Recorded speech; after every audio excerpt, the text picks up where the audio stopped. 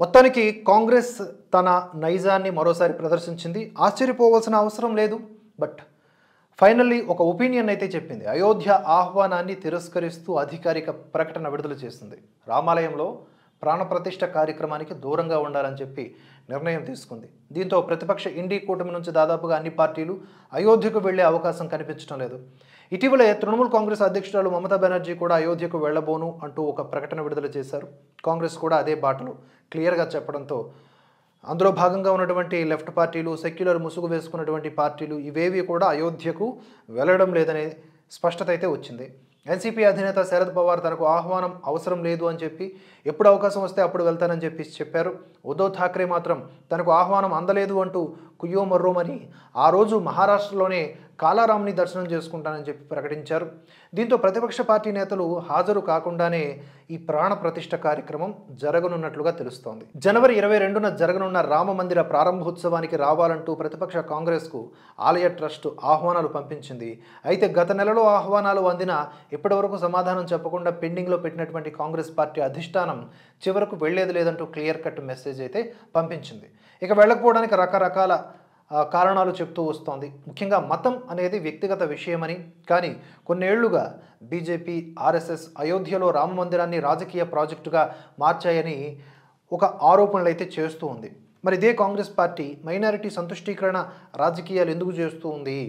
మైనారిటీలు అంటూ వారిని బుజ్జగించే కోణంలో సంక్షేమ పథకాలు ఎందుకు పెడుతోంది? మతం వ్యక్తిగత విషయం కదా. ఓవరాల్గా భారతీయుల్ని కలిపి చూసేలాగా ఎప్పుడు ఎందుకు మాట్లాడదు? ఇది పాయింట్. హిందువుల విషయానికి వచ్చేసరికి బీజేపీని అడ్డు పెట్టేసి వీరి యొక్క మనోభావాన్ని కూడా దెబ్బతీయటం అనేది దారుణమైన విషయమే చెప్పాలి. వారు రైజ్ చేస్తున్నటువంటి పాయింట్ ఏంటంటే పొలిటికల్గా మందిరం నిర్మాణంలో ఉండగానే హడావుడిగా ప్రారంభించడం వెనుక ఎన్నికల ప్రయోజనం ఉందని తన ప్రకటనలో ఆరోపణలు చేసింది. ఇక్కడ బలమైన ముహూర్తం అనేది నిర్ణయించబడింది జనవరి 22న. ఆ రోజు సూర్యకిరణాలు కూడా గర్భగుడిలో పడుతున్నాయి. కాబట్టి ఆ ప్రాతిపదికనే ఓవరాల్గా ట్రస్ట్ బోర్డు ఏదైతే ఉందో నిర్ణయించింది ఆ ముహూర్తాన్ని. బీజేపీకి కలిసి వచ్చింది. దీన్ని కలుపుకుపోయే అవకాశం కాంగ్రెస్కి వచ్చింది. కానీ ఈ విధంగా దాన్ని పక్కన పెట్టేసి రాజకీయంగా మలుచుకోవాలని చూస్తోంది అగైన్ అండ్ అగైన్. అటు 2019లో సుప్రీంకోర్టు తీర్పుకు తాము కట్టుబడి ఉన్నామని, ప్రజల విశ్వాసాన్ని గౌరవిస్తూ ఆహ్వానాన్ని గౌరవపూర్వకంగా తిరస్కరిస్తున్నట్లుగా ప్రకటనలో వెల్లడించింది. నోటుతో పలకరించి నొసటితో వెక్కిరించినట్లు లేదు. ఇక అయోధ్య బీజేపీ రాజకీయ ప్రాజెక్ట్ అని, ప్రారంభించడం ఎన్నికల స్టంట్ అని ఆరోపిస్తున్న కాంగ్రెస్ నాయకులు ఎన్నికల సమయంలో గుళ్ళు గోపురాల చుట్టూ తిరగడం, గంగా స్నానాలు చేయడాన్ని ఇక్కడ గుర్తు చేసుకోవాల్సిన అవసరం ఉందా లేదా? ఈ ప్రశ్నలు కూడా వినిపిస్తూ ఉన్నాయి. మరి కేవలం హిందువులకు తాము వ్యతిరేకం కాదనే సంకేతాలు పంపేందుకే ఆలయాల ప్రదక్షిణలు చేసే కాంగ్రెస్ అగ్రనాయకత్వం తాజా ఈ నిర్ణయంతో బీజేపీకి మైలేజ్ పెరిగే అవకాశమే ఉంది. ఎందుకంటే హిందూ ఓట్ బ్యాంక్ అనేది పోలరైజ్ అయ్యే అవకాశం ఉంది. ఒకవేళ కాంగ్రెస్ నాయకులు అయోధ్యకు వెళితే తాము సెక్యులర్ అని చెప్పుకునేందుకు అవకాశం లేకుండా పోతుంది.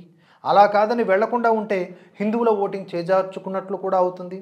దీంతో అటు ఇటు కాకుండా సుప్రీంకోర్టు ప్రజల విశ్వాసాల పేరుతో దూరంగా ఉంటున్నట్లుగా ప్రకటన విడుదల చేసిందనేది ఇక్కడ అర్థం చేసుకోవాల్సిన విషయం. అయితే కాంగ్రెస్ హైకమాండ్ నిర్ణయంపై పార్టీలో కొందరు నేతలు వ్యతిరేకంగా గళం విప్పుతున్నట్లు తెలుస్తోంది. గుజరాత్కు చెందినటువంటి లీడర్లు అధిష్టానానికి వ్యతిరేకంగా వ్యాఖ్యలు చేశారు. ఇది దేశ ప్రజల విశ్వాసానికి సంబంధించిన అంశమని, ప్రజల మనోభావాలను గౌరవించాలని ఆ పార్టీ ఎమ్మెల్యేలు సూచిస్తూ ఉన్నారు. ఇటు ఉత్తరప్రదేశ్ కాంగ్రెస్ అధ్యక్షుడు అజయ్ రాయ్ మాత్రం రాముడికి తాము వ్యతిరేకం అనిపించకుండా చూసేందుకు సాయశక్తులా ప్రయత్నిస్తున్నారు. అయితే వారు పిలిచినప్పుడే వెళ్ళాలా అంటూ జనవరి 22కు బదులుగా జనవరి 15న దర్శనం చేసుకుంటానని తెలిపారు. ఇక ఈ కాంగ్రెస్ నిర్ణయంపై విచారం వ్యక్తం చేశారు కేంద్ర మంత్రి హర్దీప్ సింగ్ పురి.